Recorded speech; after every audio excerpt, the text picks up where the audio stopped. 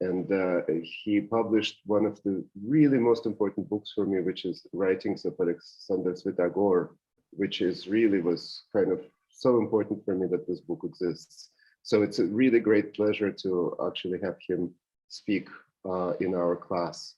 I think maybe this is enough for the introduction for now, and we could perhaps start. Yes, yes, I think we will start.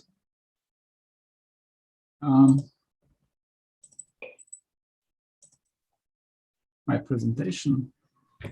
My title is Cosmos and Anarchy of Techniques, and I am glad to say everyone gathering hello. Hello, Anton, Tomasz, Anya, colleagues, friends. Привет. Thanks to Anton for the invitation and for the opportunity to participate in the wonderful course of the Institute of Cosmos in excellent company with a lecture.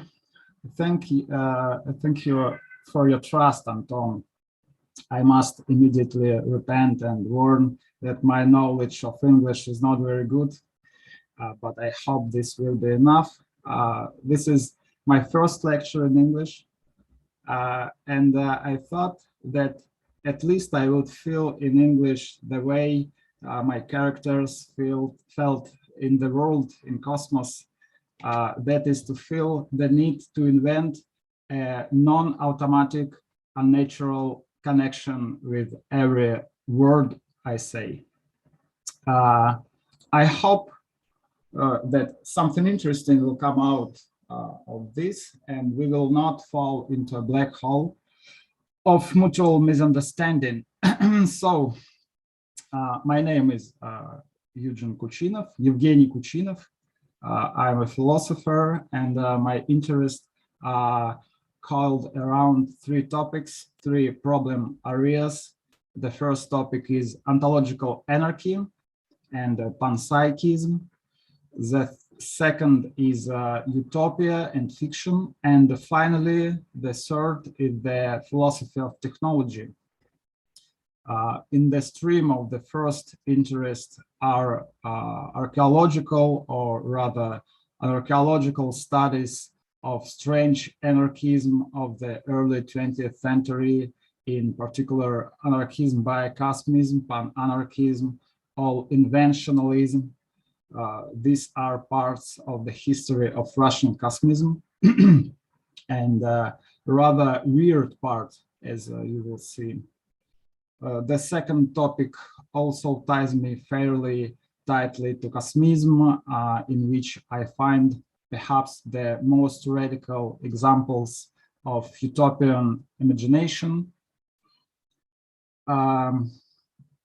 and fiction. The third topic contrast with the first two, since the technology is realistic. It is a kind of trans test. I mean, we can come up with anything in the field of ontology or utopia, and it will all remain at the level of words and images. Whereas technology requires embodiment in an object that will work, will perform a certain function. In this sense, ontology and utopia are called into question by technology. Can they be embodied in a working object? Do they pass the strength test? So ontology, anarchy, utopia, and technology.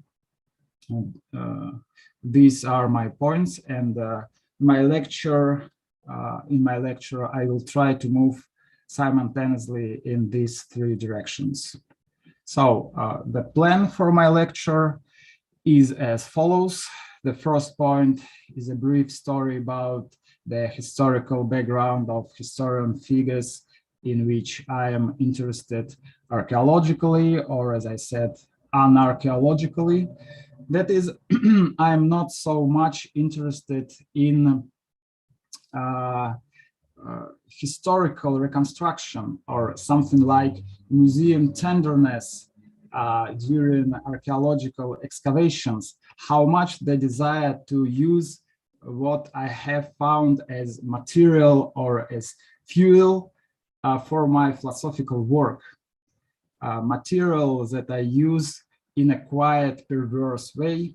Maybe you have read Difference and Repetition by Gilles Deleuze, and remember how at the very beginning of this great book, he writes that if we do not just read and retell philosophy books written in the past, but try to repeat what is written in them, repeat philosophical invention, then we will have to face the shaved Marx and the bearded Hegel.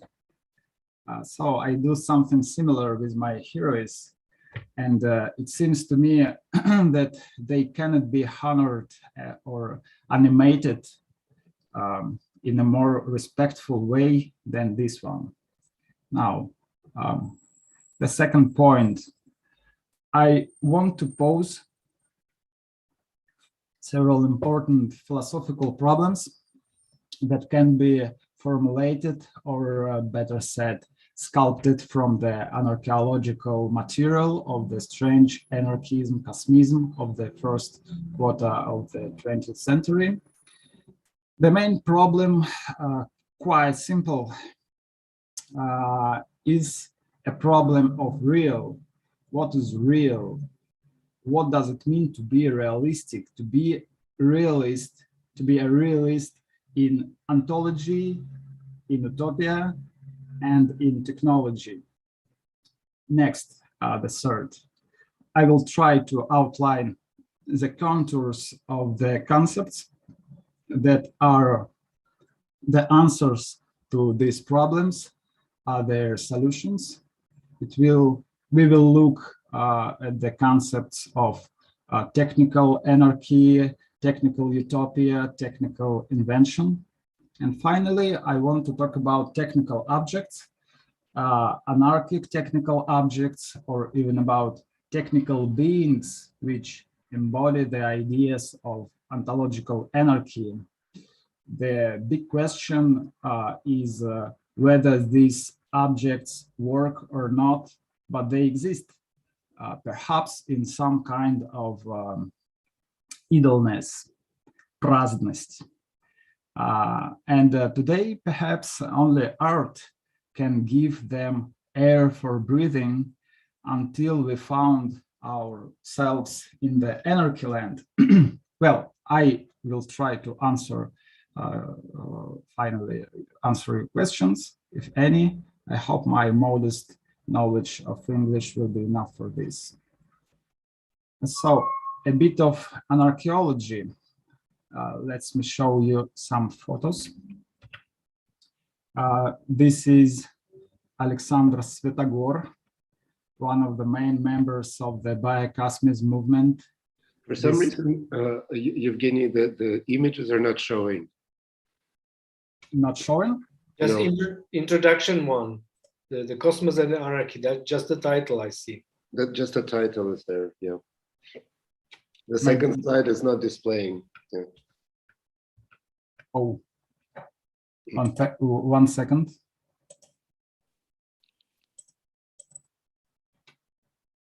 Maybe now? It's still the first one, it's still the title. Sorry.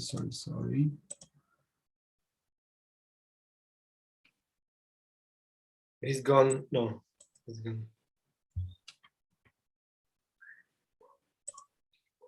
Oh, it's great photo. And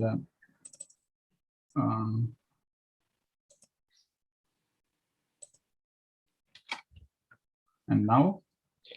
Now it's again the title, but maybe you have to click on the left bar, no? The photo you want to show. Just the next photo, if you Just click the next photo. In the left next bar. slide. Yes, I do so. Ah, it's not changing. Yes. but I see my photos and my presentations.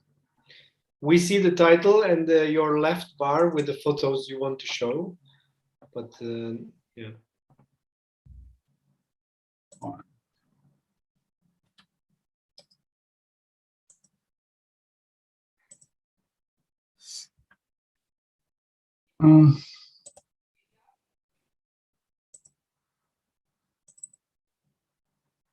Do you see this? Yes, we're back, but we don't see the second. It doesn't open the second. Yeah, page. it's Now. Now, Oh, yes, yeah. yes, success. Okay. But do you see Alexander Svitagor? Yes. We do, yes. Oh, great. So this is Alexander Svitagor, one of the main members of biocosmism movement. This photo is from the personal archive of his daughter, Zoya. As far as I know, this photo has not been published anywhere yet. Do you see Alexander Slavsky? Next photo. Not yet, no. Yes, now it works. It's very strange. This is Alexandria Slavsky, another key member of the biocosmism movement. This is a photo from the cover of a collection of poems by him called The Root of Me, meaning the extraction of the root of Alexander Yaroslavsky himself. And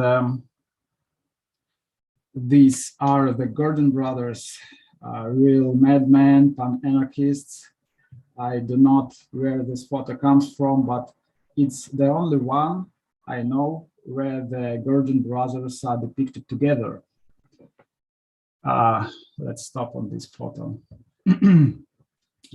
So the main characters of my lecture, anarchists, biocosmists, Alexander Svitagor and Alexandria Slavsky, pan-anarchists, Wolf and Abba Gordons, and rather strange figures. It is difficult to talk about them because first, they suffered a historic defeat, lost the struggle for power, primarily because they did not really fight for it, striving rather to go beyond the boundaries of the very principle of power. All of them are active participants in revolutionary events in Russia at the beginning of the 20th century.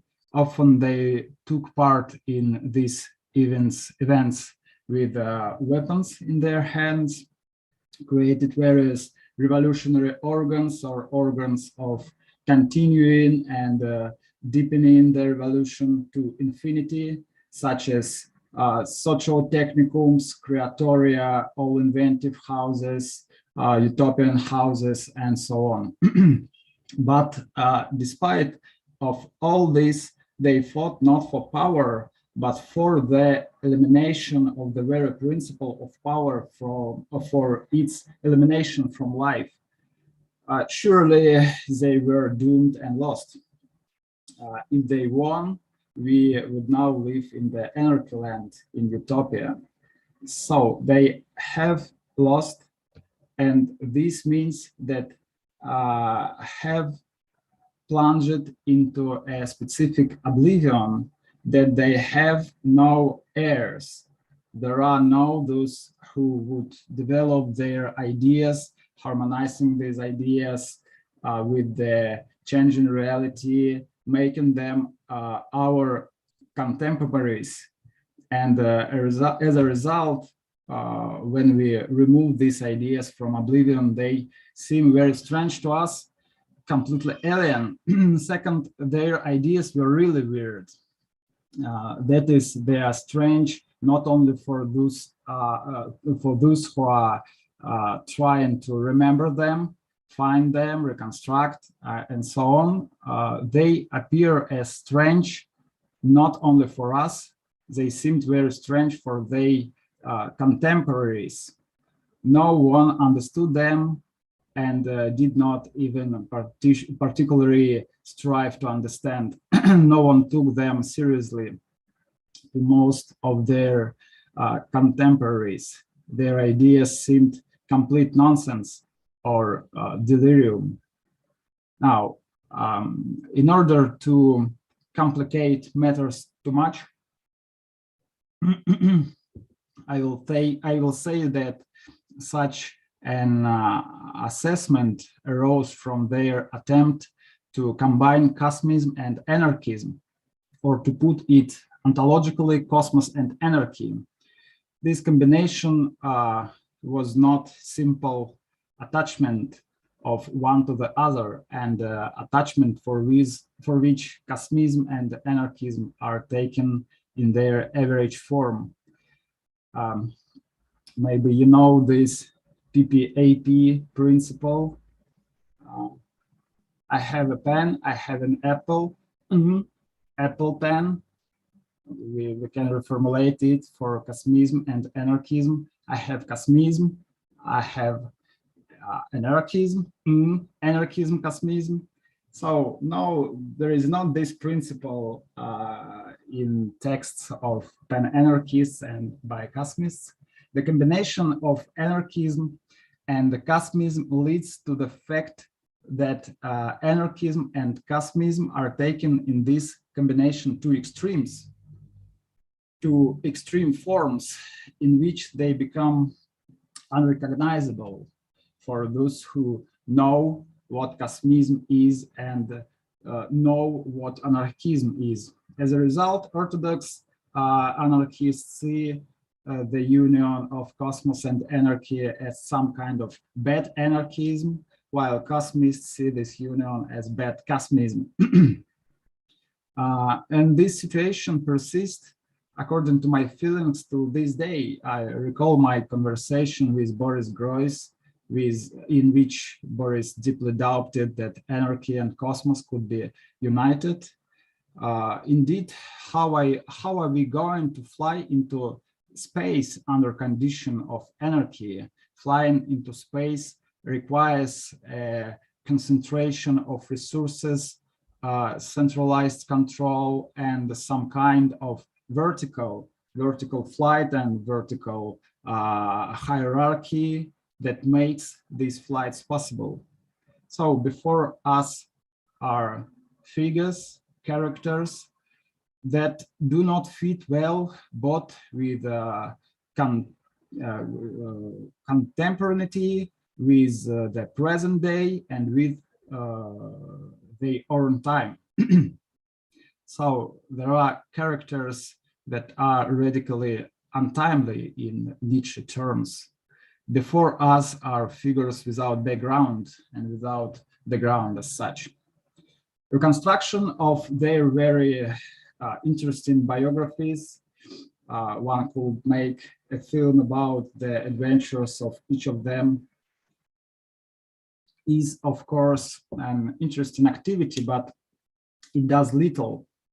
Reconstruction gives little, but it takes a lot of things in return. First of all, it takes away from us the feeling of the aliens of these characters. Therefore, it is better to falsify their lives than try to reconstruct them. It is better to immediately tear them away from history and make them conceptual persons, giving them scanty biographies in the manner of Heidegger's words about the life of Aristotle. Burned, thought, and died. So the anarchists by cosmists Alexander Svitagor and Alexandria Slavsky were burned, screamed, and died. Though they didn't die a natural death, they were both shot in the 1930s. They were poets and singers of what they called biocosmism. And the pan-anarchists, the Gurdon brothers, were born, invented all sorts of things, wrote crazy philosophical books in all languages, in Russian, English, German, French, Yiddish, and even invented their own languages for writing and speaking. They committed crazy acts, finding themselves in prisons and mental hospitals for these acts, quarreled among themselves, made peace and again quarreled and died. Both pan-anarchists brothers lived to a ripe old age. So poets, philosophers, revolutionaries, and who lived and worked in a very difficult period of Russian history in the first quarter of the 20th century, but lived and worked out of time by falling out of their time. To make them a conceptual person, you need to come up with a background for them. And it seems to me that modern philosophy, especially that what happens in the framework of a speculative turn, or what happens in the philosophy of Deleuze, is excellent for inventing this background, a background against which one can already think about how to bring the anarchists biocosmists themselves to extremes. I'm sometimes asked why I read biocosmists with the help of Deleuze. And I have a simple answer to this question. Deleuze and Guattari use the term biocosmic in the first volume of Capitalism and Schizophrenia in Anti-Oedipus. It seems to me that this is an amazing coincidence. Moreover, if we delve into what Deleuze and Guattari understand by biocosmic, we will see that this is close to Russian biocosmism. But a more important rapprochement is where Deleuze prefers to think in extreme forms, taking everything to the extreme. Operation of extremization. This is the point of convergence of the anarchists, biocosmists, and Deleuze. In fact, biocosmists and pan-anarchists think the same way. The Gurdjieff brothers have the idea that there are no good and bad things. There are radical things taken to the extreme and non-radical average things. And the challenge, of course, is to think of things as radical as their extreme forms. Here I return to philosophical problems posed by biocosmists and pan-anarchists, and to how contemporary philosophy allows us to take these problems to extremes. I will rely mainly on the philosophical views of the Gurdjieff brothers, but we can say that the Gurdjieff brothers pronounce in the language of concepts what biocosmists shout in their poetic language. So what is the key problem for them? What is the main issue?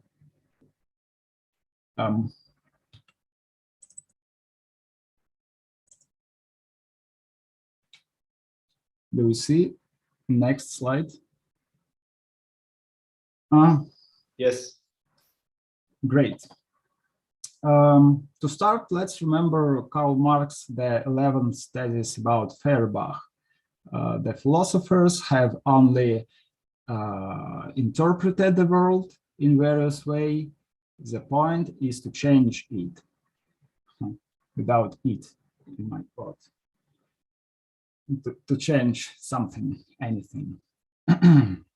So we can say that this thesis is the slogan of the beginning of the 20th century. If you don't take psychoanalysis, of course, not to interpret, but to change the world, to transform it in a revolutionary fire. I must say that in Cosmism, let's look, for example, in the texts of Valerian Muravyev. This thesis immediately acquired a cosmic expansion. The revolution is not only a social or political event, it is a cosmic event. We would like to have a world cosmic revolution, he writes. But what is the world and how can it be changed so that the change is not imaginary but real? What is real? It cannot be said that Marx and even more so Engels didn't answer this question, did not give any interpretations. According to Marx, the objective laws of the development of nature and society are real. It is necessary to recognize them in the world and in social relations to find and lead the main force of this development and to make a revolution, put this force at the forefront, put it at the head of social development. For the discovery of the objective laws of development, science is required. It is it that allows you to move from ethereal utopian dreams to the real practice of building a new world. Today, hardly anyone would argue with this.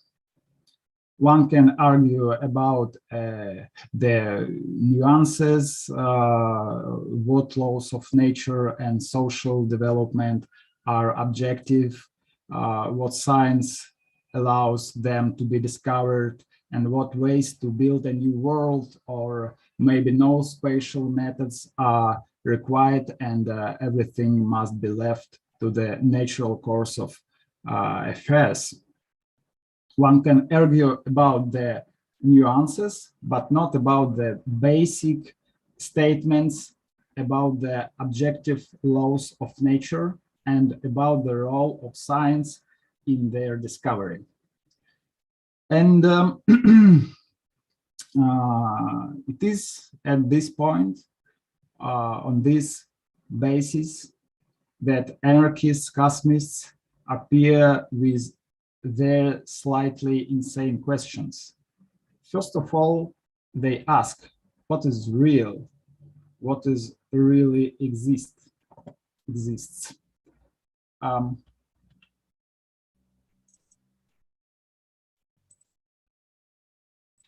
Next slide. The Gordons write that in order to answer these questions, we have to get out the state. To get out the state in two senses. To leave the state as from a certain political institution. Wolf Gordon writes that we must become ectarchists, from the Greek ektos, meaning outside, and arche, meaning beginning, origin, or first place of power. We must become those who went outside the life of the state and live the state as from a certain state of things, from certain enchanted world in which things are subject to certain rules and laws. Interestingly, on the one hand, this exit from the state is a bodily practice that the Gordons call muscularism. musculism по-русски in Russian.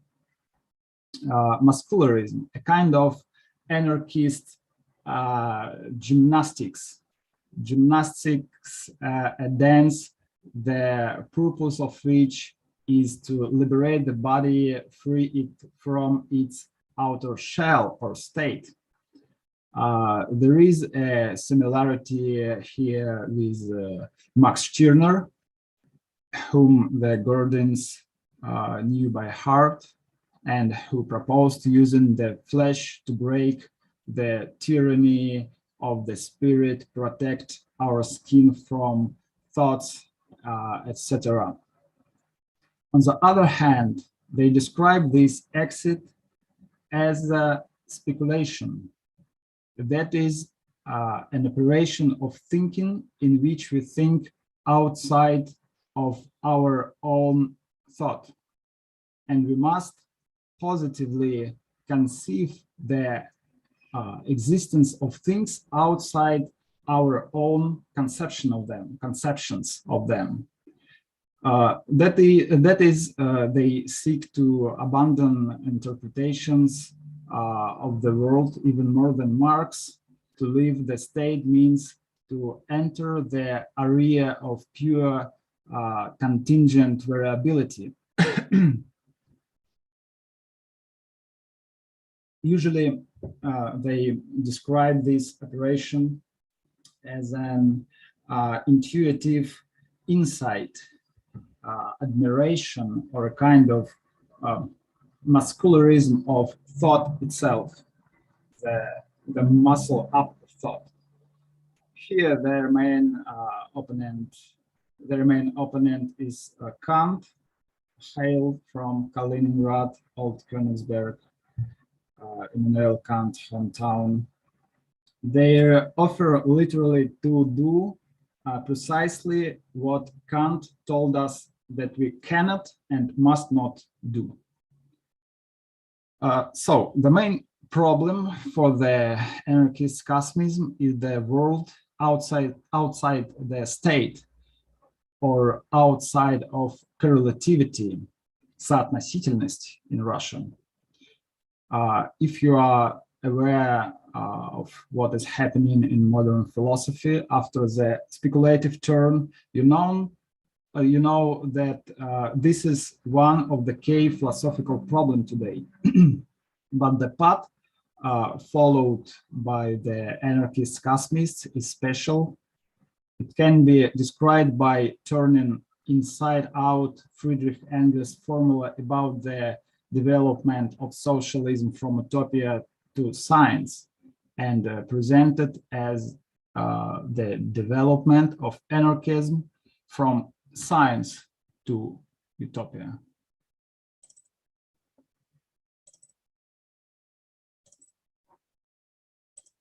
Next slide. For the Gordons,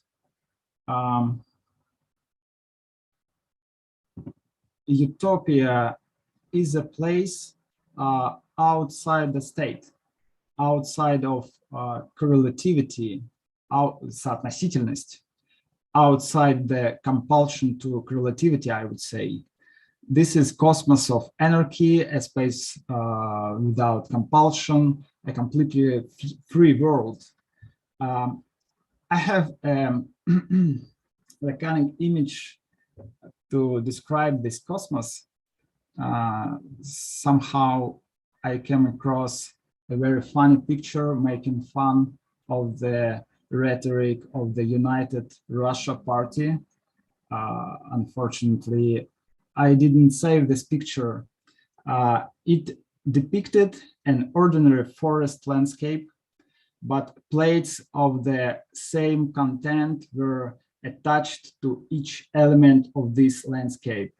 There were things on the trees. These trees are growing with the support of the United Russia Party. A peg was hammered near the river. We see the river flows with the financial support of the party. The grass grows with the support of the party. Moose are multiplying thanks to the care of the party, and so on. So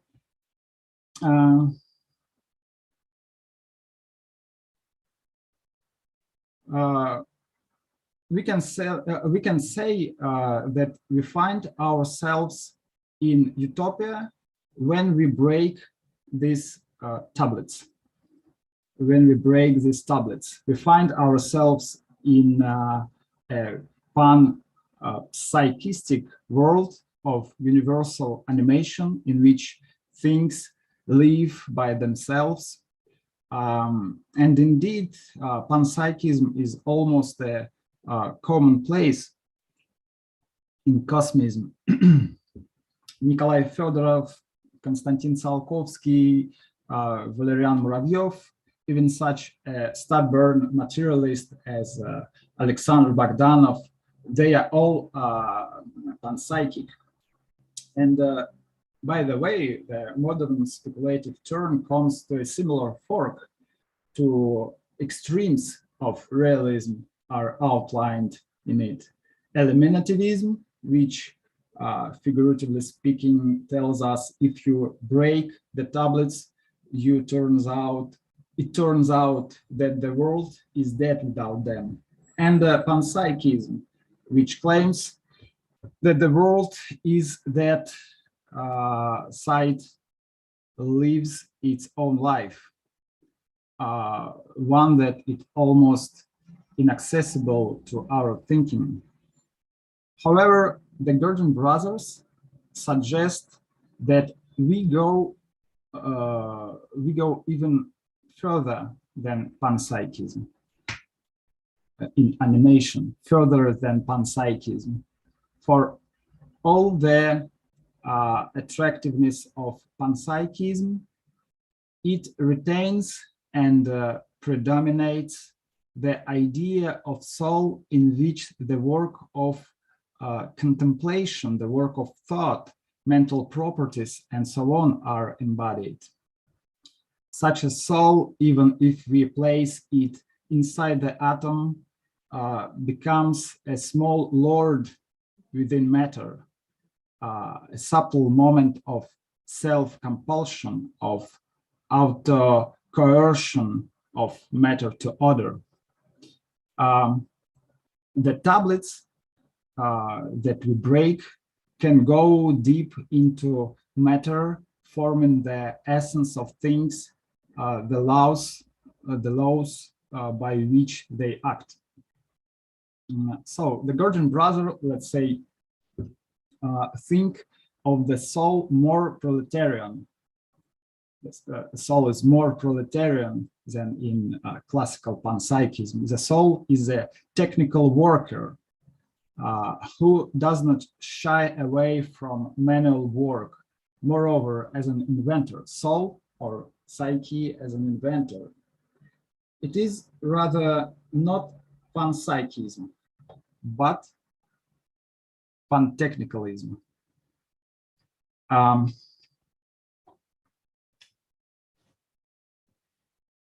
Negatively,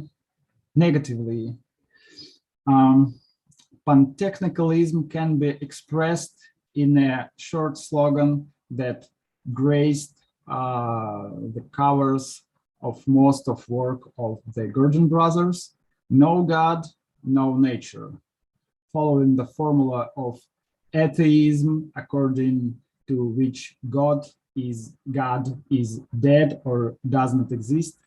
They propose a formula of aphysicism, according to which nature does not exist too. Nothing is natural. Both God and nature are just correlative concepts, forms that are violently pounced on the outside world in order to exploit it, use it as a resource of oppression. And for them, if God is the supreme generalization of religion, then nature is the supreme generalization of science, and aphysicism is a radical form of anti-scientism.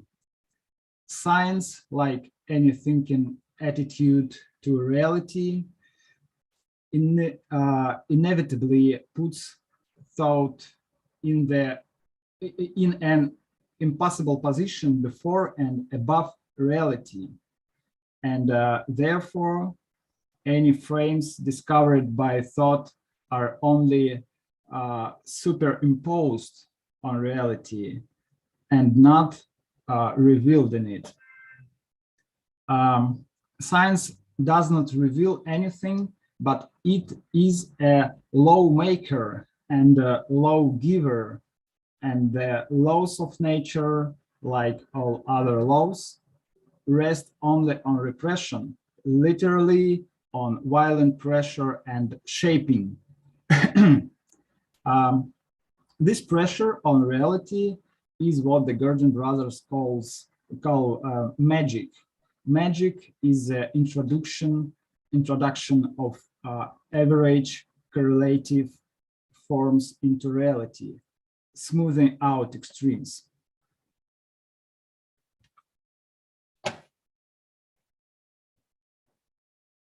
Next slide.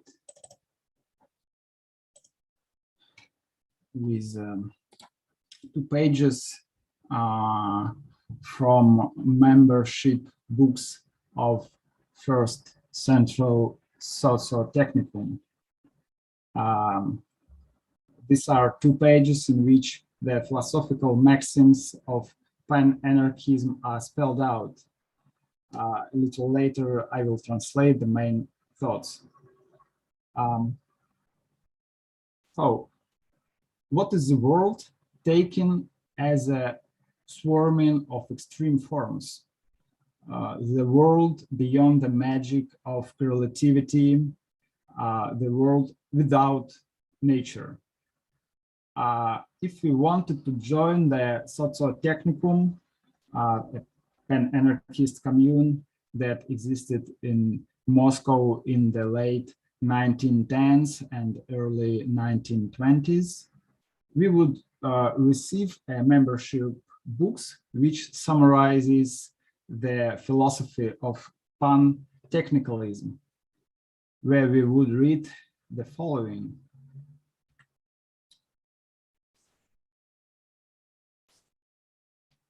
So, there is neither God nor nature, but a simple external world.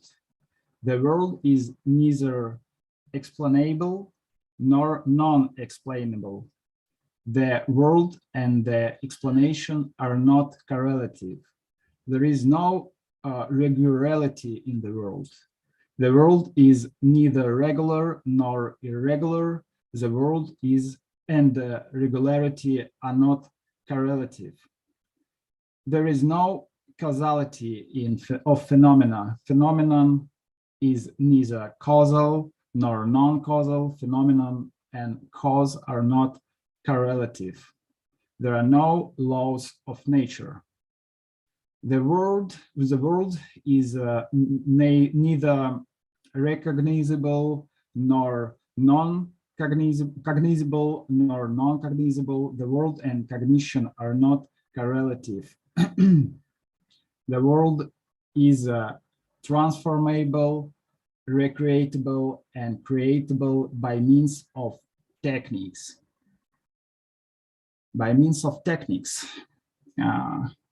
So, the world is not correlated to anything, not even being.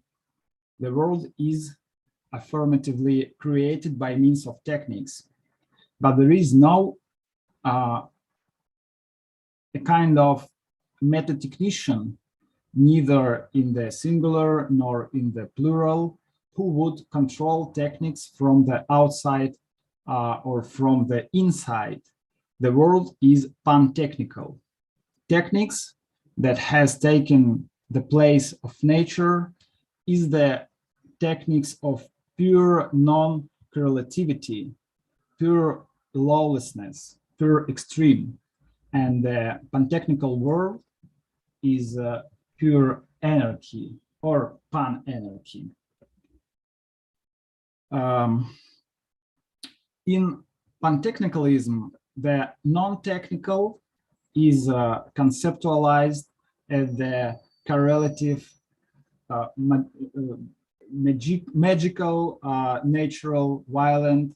A subtle point of pantechnicalism is the distinction that is made within omnitechnicity itself.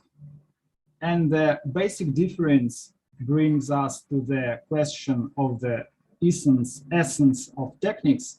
Does techniques, the Gurdjieff brothers talk about, have an essence? There is obviously no non-technical essence, like Heideggerian Gestalt, that would lend itself to thinking. Techniques and thinking are not correlative.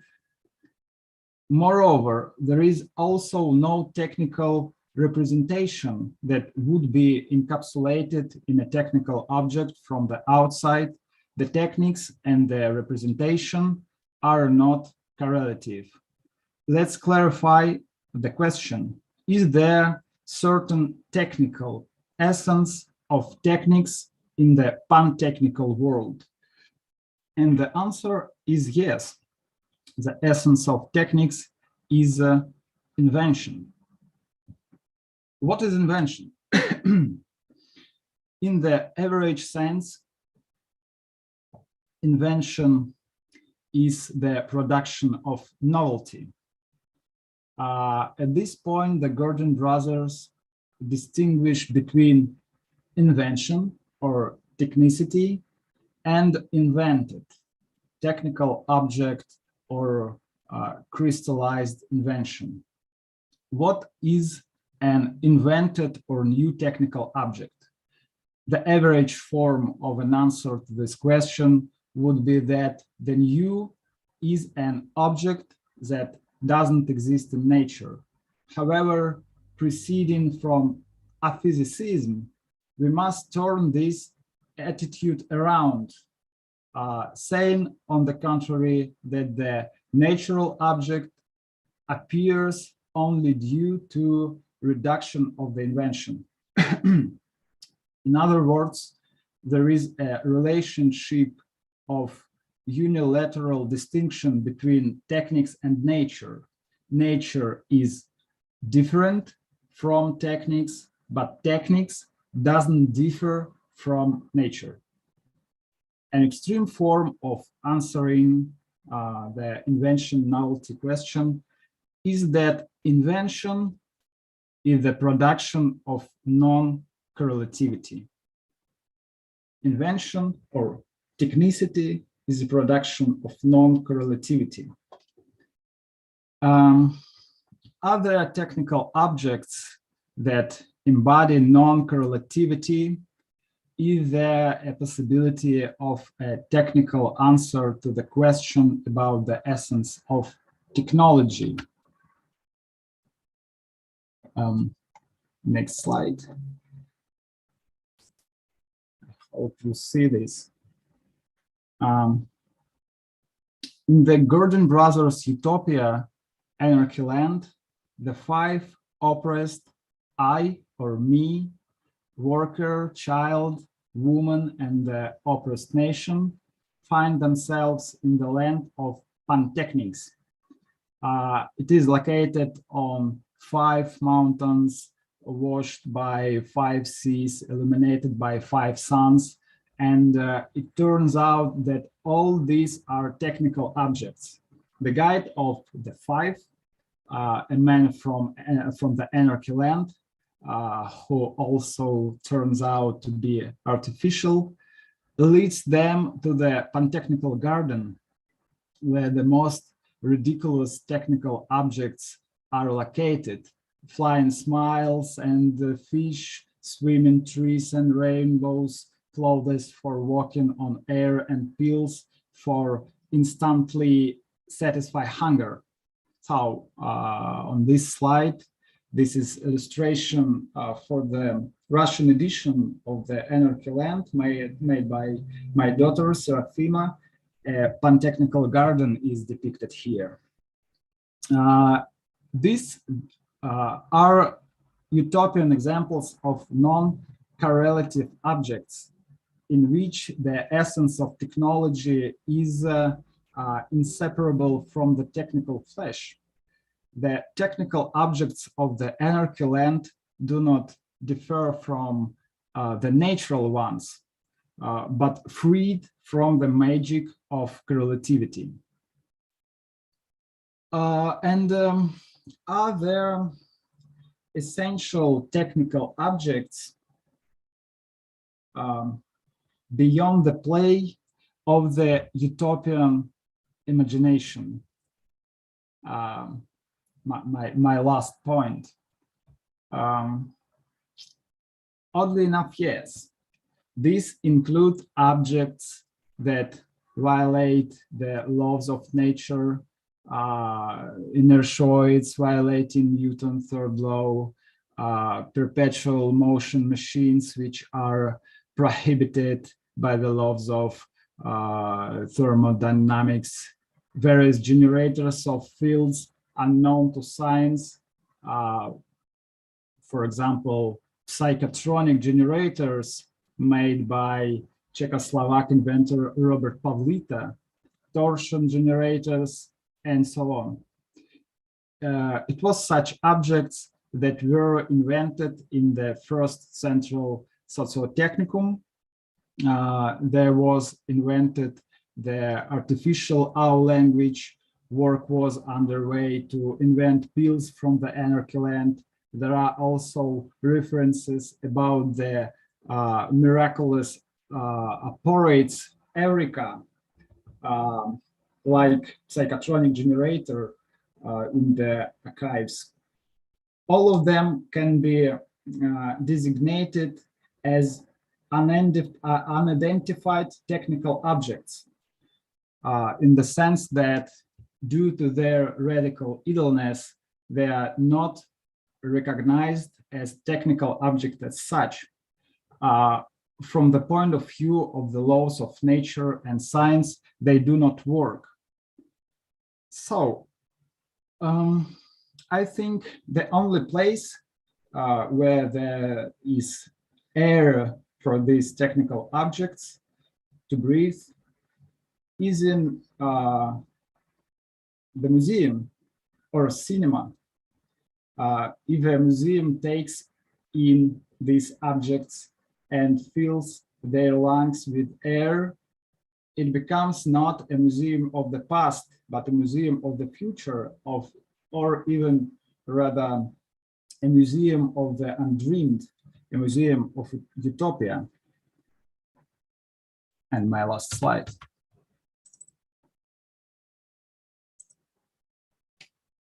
Thank you for your attention. And F4, what in our language means invent everything. Thanks. Thank you, Eugene, for your lecture. And I'm opening Q&A.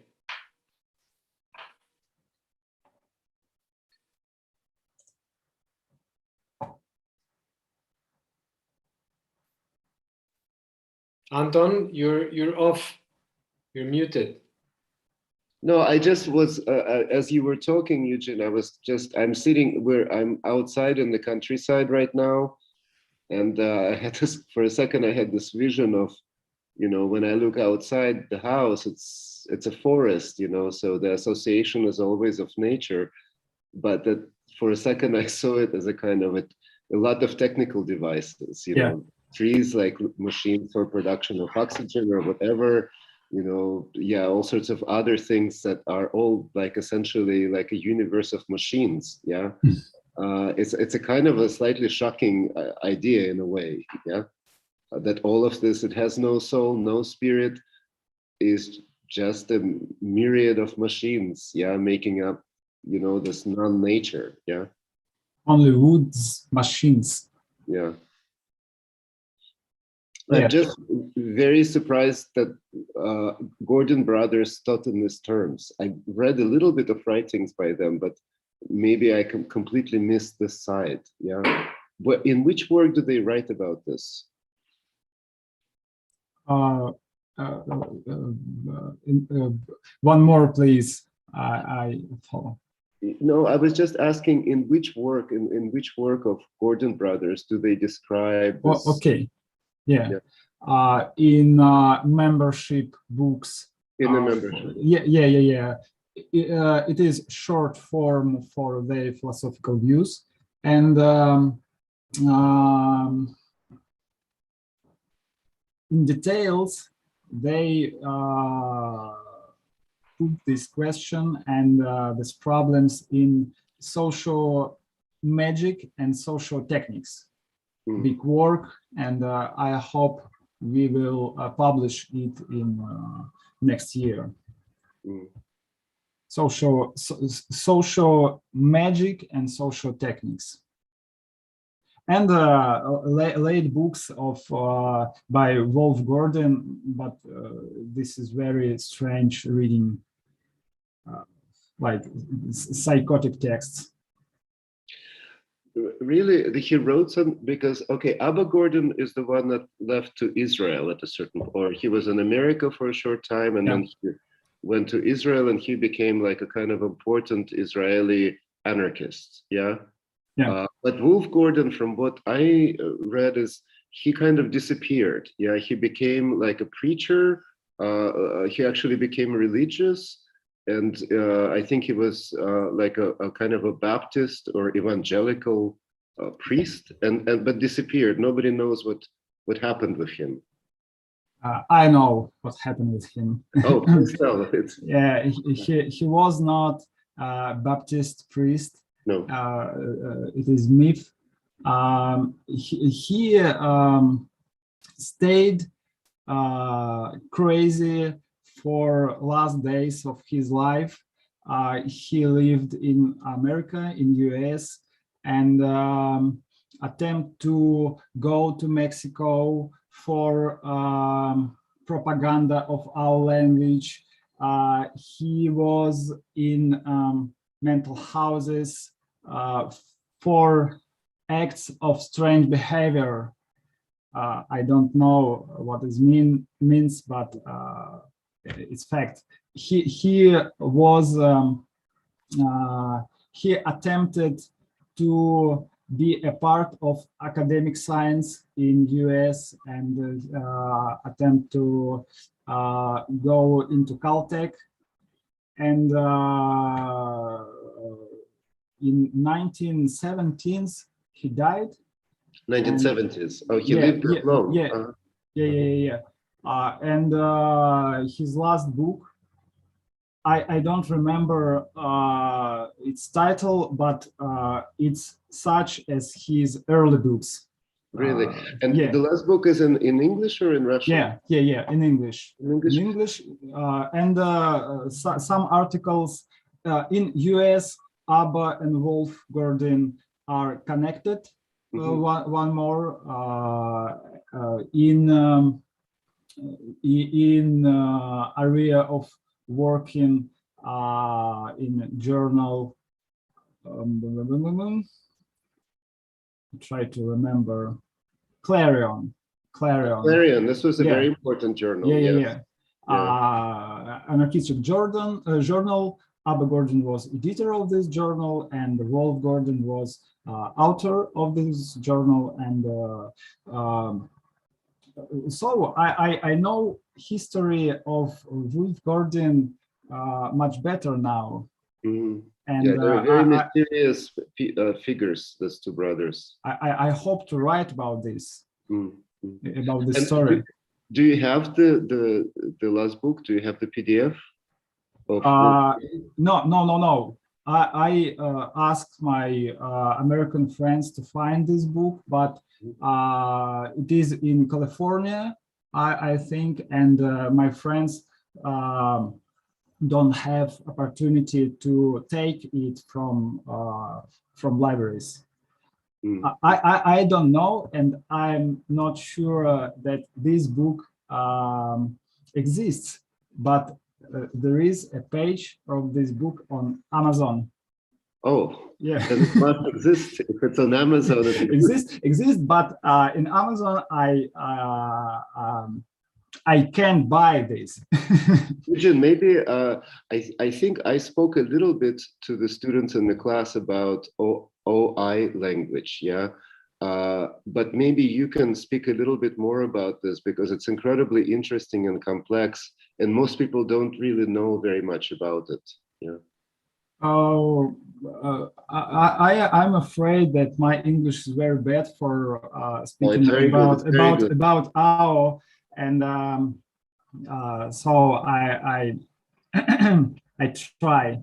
Our language is the language that Wolf Gordon invented in the end of 1910s and in beginning of 1920s, and there are many versions, two version of this language, and this language is embody all ideas and all concepts of conceptions of Wolf Gordon. There are no imperatives, and the point, the most important point of this language, I think, it is that this language must be reinvented for every speaker, for every user of this language. This is like matrix of invention, and you can Wolf Gordon has word до изобретения. Invention. You can pre-invention this language, after invention, post-invention, and so on and so on. Wolf gives this object to us in our free will, in our inventionalism. And this is the first, one of the first language for cosmic communication. In the beginning of creation, this language, Wolf Gordon takes it as a language for communication between all people in humanity, but his students, his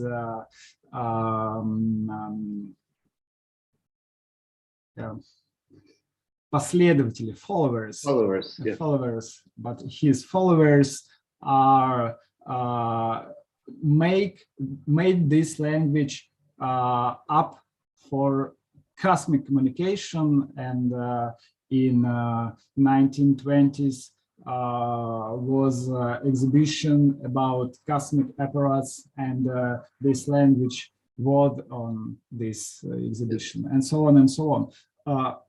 To 1970s, the history of our language in Russia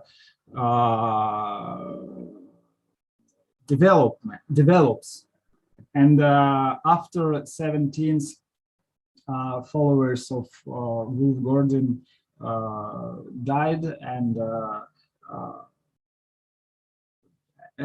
our died too. But I hope we can now reinvent this language, not in museum or archaeological manner, but in the manner of reinvention, crazy.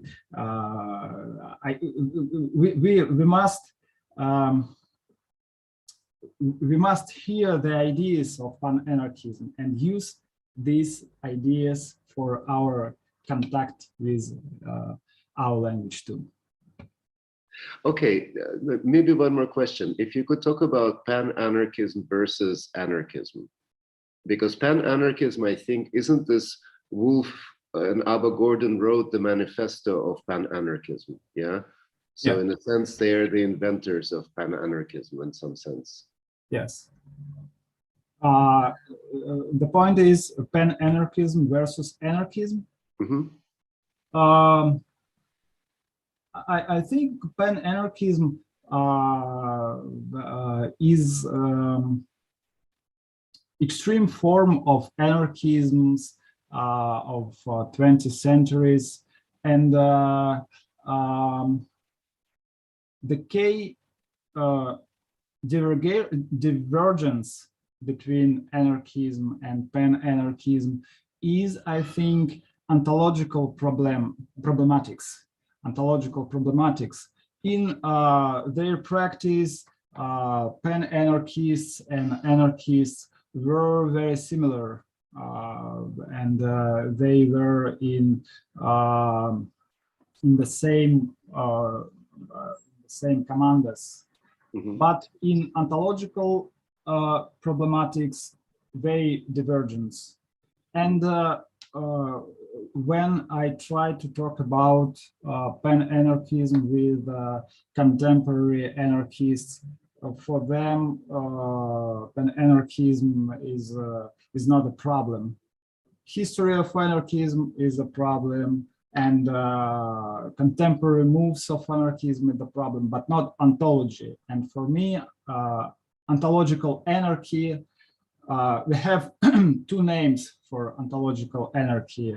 Rainer Schurman, he wrote about post-Heideggerian ontology, post-Heideggerian ethics, and free of action, free of move. And Hakim Bey, but we have, it seems like this, but we have no more ontological anarchists. And pan-anarchism for me is the ontological anarchy as such. And in the beginning of 20th century and now, ontological anarchy is very strange thing. And as for anarchists and for philosophers too.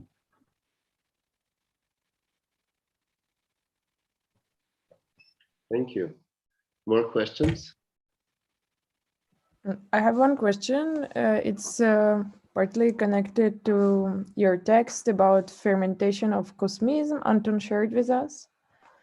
And when I read the text, I thought about that cosmists have really different understanding of immortality, and like from Fedorov's this Christianity image, Christian-like resurrection to like nowadays understanding of immortality as a uploading of the personality.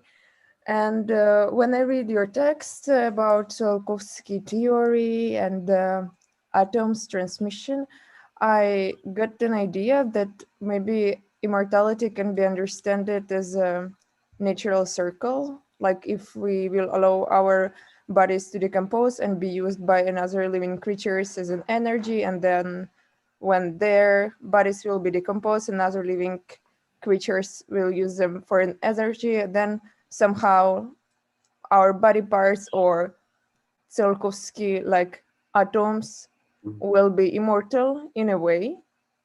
And from this point, I saw that cosmism official ways of and strategy, they are quite opposite of this natural circle immortality, that preserving corpses after death and rejecting,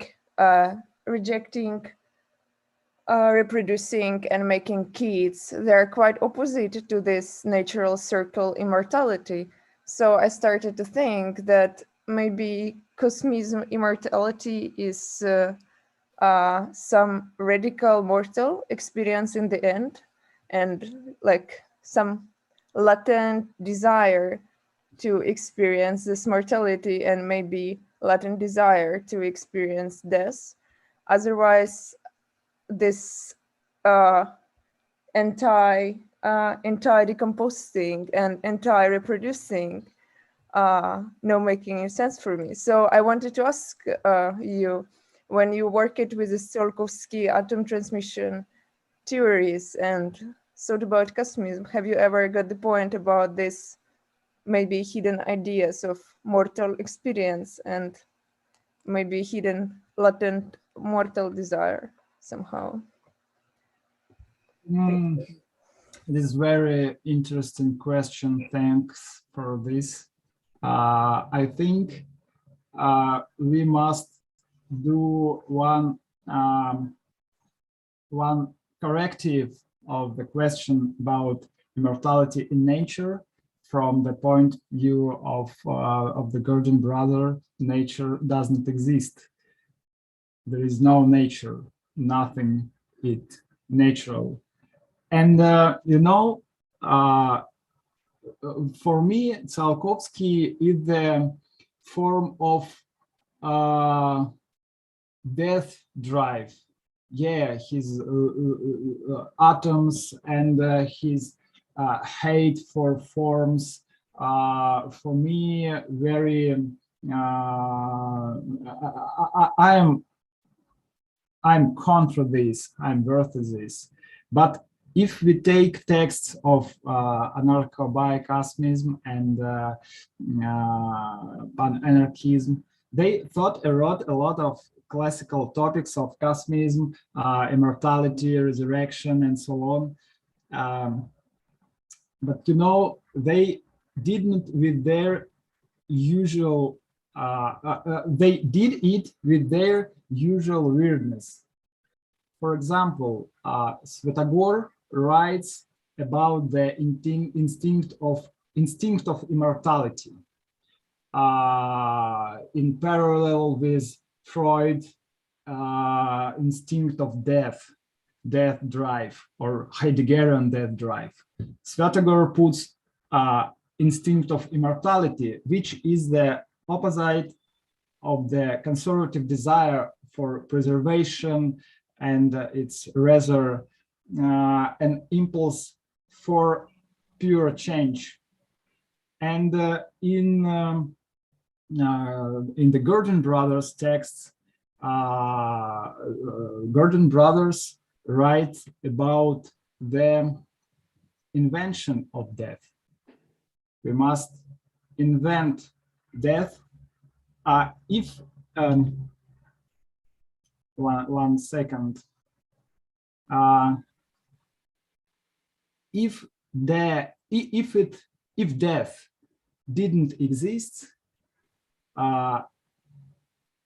we would like to invent death. It's very strange thought for me, but I hope in next year to write about this exactly in the area of panpsychism and animism and non-existence of nature and so on. Yes, I think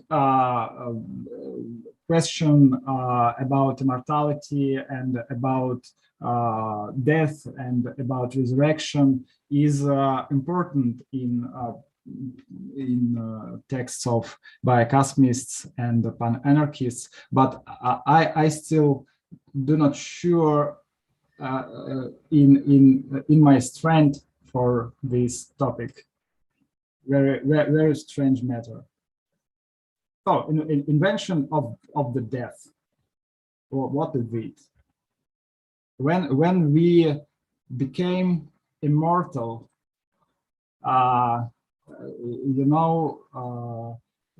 is text of Alexander Bogdanov, immortality celebration. I'm not sure. Immortality Day, yeah. It's Immortality Day. Yeah. It is the first step in invention of death. In the situation of immortality, we start boring. We start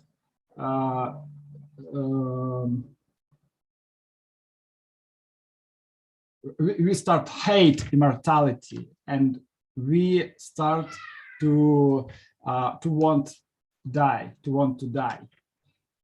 But in this world, a world of the future, to die is the problem. To die is the problem because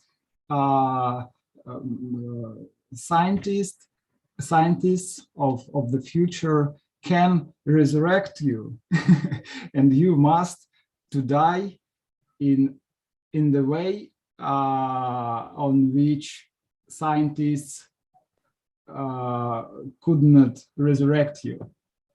And this is enemy's image of death. When you return to the breath of nature, return to this breath, and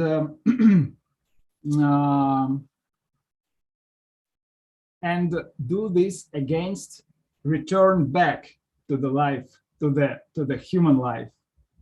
So I hope these fragments, psychotic fragments, was good for you. Yeah, thank you. I understand that the question is like a bit manipulation somehow, but I found it's really satisfying for myself to thought about it, and I really enjoyed links and quotes you gave me. I will investigate it and research. Thank you. Thank you. Eugene, can you tell a little bit more, like from this text that I asked the class to read that we published of yours with Marina last year? It describes this strange experiment in a psychiatric clinic. Yeah. Where the patients were given texts of Tsiolkovsky. Yeah. Are there more details about this? Why did they do this? What was the goal of this experiment? In this case, my English I'm sorry. will be worst. But this story is from 1980s in Gorky. Now this is Nizhny Novgorod, and small groups of punks. I don't know. I think they read Deleuze in underground translations and so on, and they started to research schizophrenia and psychotics, and I don't know why Kosmism and why Tsiolkovsky, but they found his texts most psychotic, and they some of them are really crazy. Yes. Yeah, and they go around Gorkovskaya Oblast, around Gorky, in psychiatric clinics and so on, and interviewed patients about Tsiolkovsky. And as a result, we have small zine with their investigation, with their researches. I hope to scan this zine and to publish it in near future, because this incredible story. I see. Tsiolkovsky and schizophrenia and Russian deep, Russian chtoň, black earth, black ground, and very, very dark times. I was born in 1980s in Gorky, and I remember these times very, very criminal, very dark, and very, very, very intensive very intensive. And in parallel with me were persons whose research schizophrenia and cosmism, incredible story. And we have one more person, Barak Razin, in near Gorky too, who research psychotics and schizophrenia, but not with cosmism parallels. Interesting case too, Barak Razin and Vek group. But sorry for my English. I feel that I like psychotic in desert, and every word is trouble for me. Thank you so much, guys. Do you have more questions? I have not question, guys. I have not question, but I have a remark.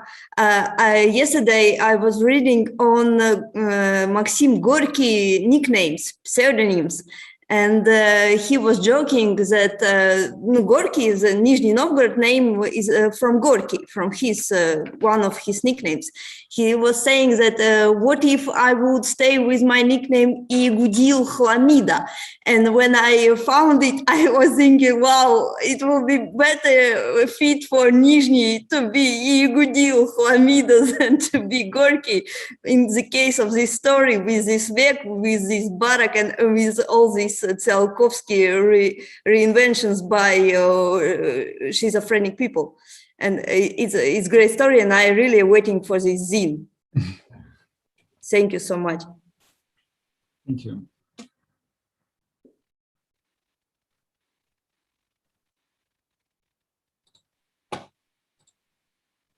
So, last chance to ask more questions.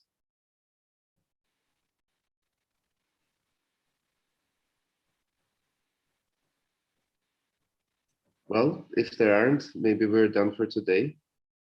Yes. Eugene, thank you so much again. And I will see you in Moscow. Yeah. Yes. Thank you, Anton. Sorry for my English. No, it was great. Yes. I will try to develop this point. No, it's good. Thank you. Eugene, thank you and bye. Take care. Bye. So much. Thank you. Bye. Bye bye. Спасибо, пока.